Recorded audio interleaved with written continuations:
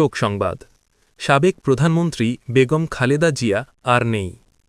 বাংলাদেশের সাবেক প্রধানমন্ত্রী এবং বাংলাদেশ জাতীয়তাবাদী দলের চেয়ারপারসন বেগম খালেদা জিয়া আর নেই।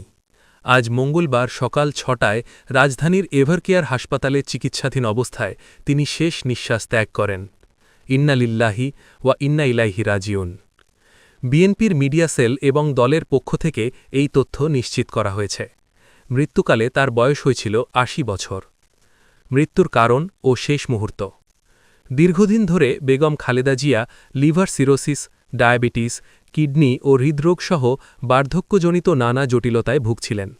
গত ২৩ নভেম্বর শারীরিক অবনতি হলে তাকে এভারকেয়ার হাসপাতালে ভর্তি করা হয়।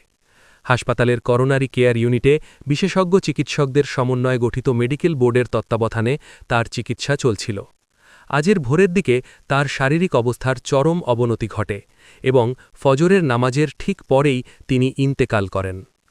হাসপাতালে স্বজনদের উপস্থিতি।